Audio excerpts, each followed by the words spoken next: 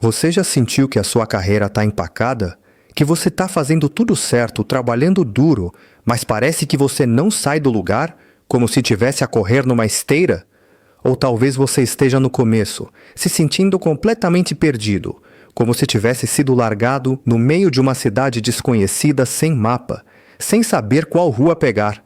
Se você já se sentiu assim, este vídeo é para você. Bem-vindo ao Navigating Your Career, onde a sua carreira em alto mar deixa de ser levada pela maré.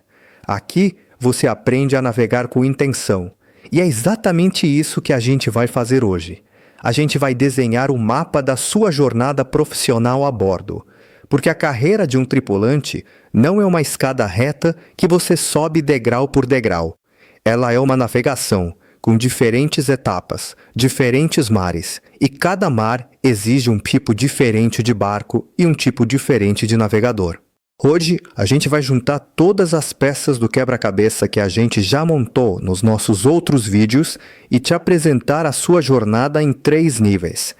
Entender em que nível você está agora e qual é a chave para destravar o próximo é a diferença entre ficar à deriva e chegar no seu destino. Vamos começar pelo início de tudo, o nível mais desafiador de todos, o nível 1, o nível da sobrevivência. O primeiro contrato, o New Hire, aquele momento em que você pisa no gangway pela primeira vez.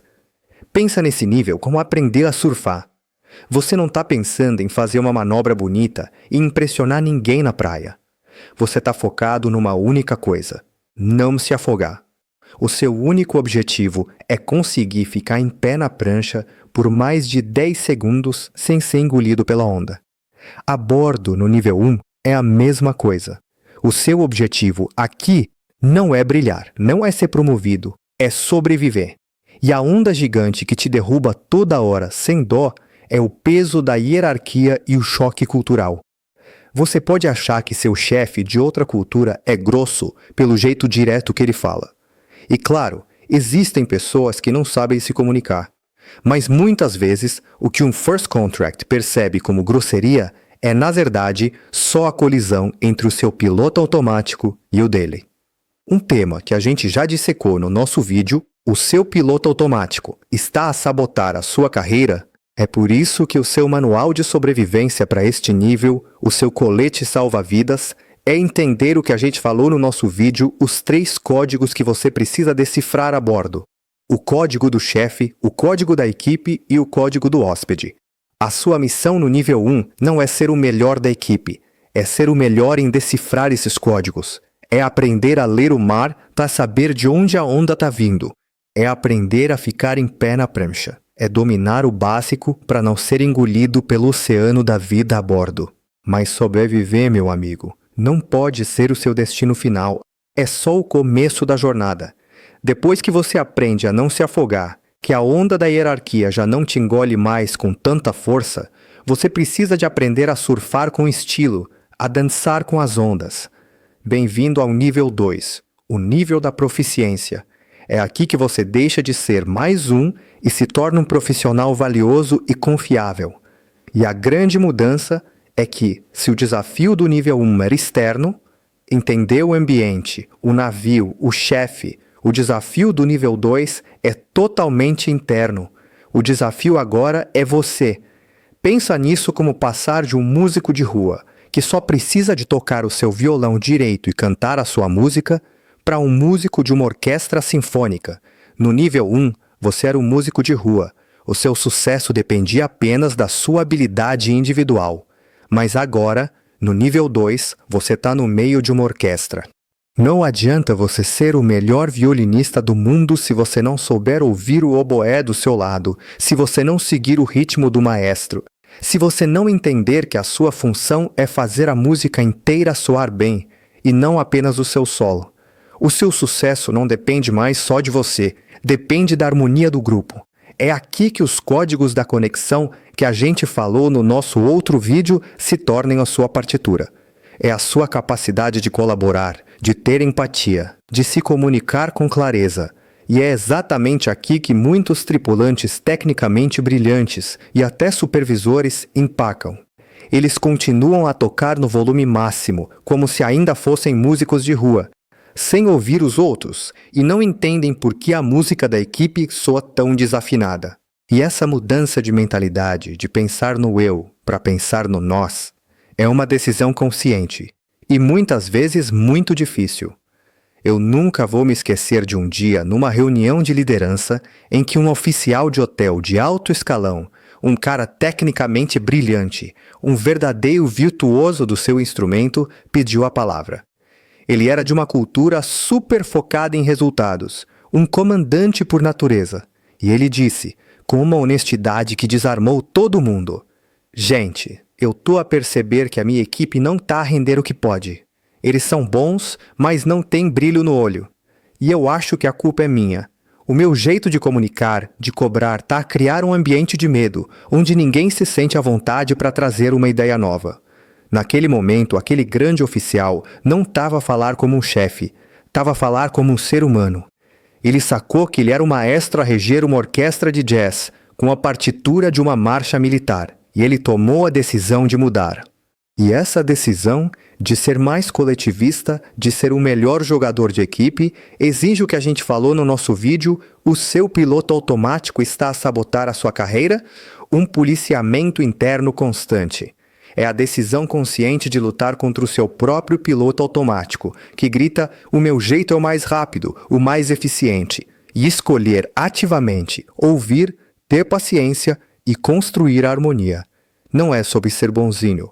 É sobre ser inteligente. É entender que a verdadeira obra de arte de um líder não é a sua performance individual, mas a sinfonia que ele consegue criar com a sua equipe. É a transição do artesão que domina a sua ferramenta para o mestre que entende que a sua verdadeira obra de arte é o time. Ok, você sobreviveu. Você virou um profissional de equipe valioso, um músico que sabe tocar em harmonia na orquestra. E agora? Como é que você vira o maestro? Como você chega na liderança? Bem-vindo ao nível 3, o nível da influência. Este é o endgame, a jogada de mestre.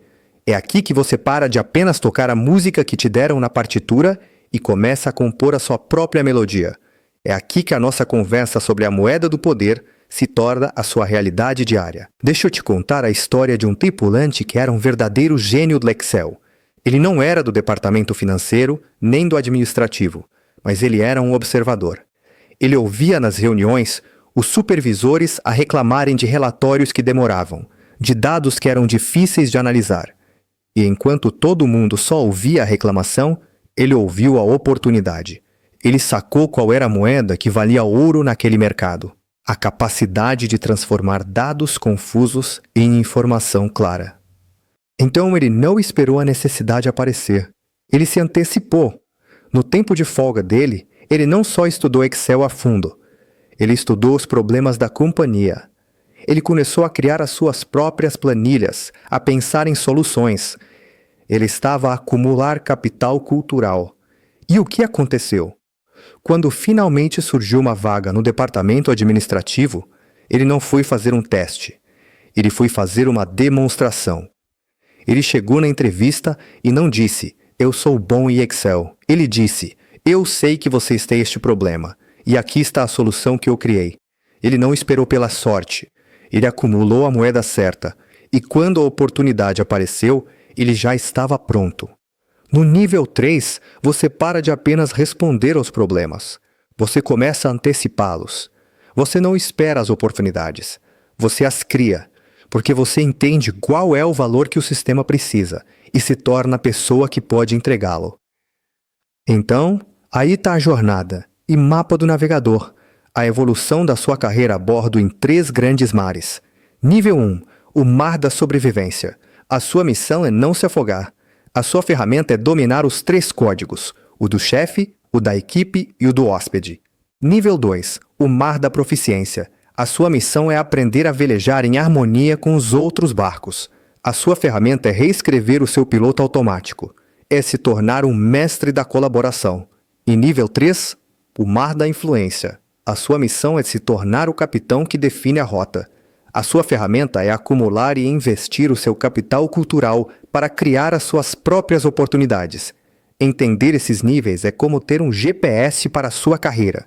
Ele te mostra exatamente onde você está, qual o próximo porto e, o mais importante, qual a rota mais inteligente para chegar lá. E essa é a nossa provocação final.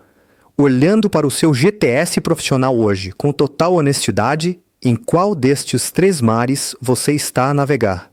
E a pergunta que vale $1 milhão: qual é a habilidade que você precisa de dominar? Qual é a ferramenta que você precisa de afiar para começar a navegar em direção ao próximo mar? Obrigado por me acompanhar nesta conversa. A minha missão aqui é te entregar de forma transparente as estratégias e os códigos que eu aprendi em mais de 10 anos trabalhando no RH e navios de cruzeiro. A sua forma de me dizer que esta conversa é valiosa e de sinalizar para o YouTube que mais navegadores precisam de a encontrar é simples. Clica no botão Hype, deixa o seu like e se inscreve para não perder o nosso próximo mergulho. Mas o mais importante é o seu comentário. Me conta aqui embaixo em que nível você se vê hoje. A sua história enriquece a nossa comunidade. A gente se vê no próximo vídeo. O leme está na sua mão.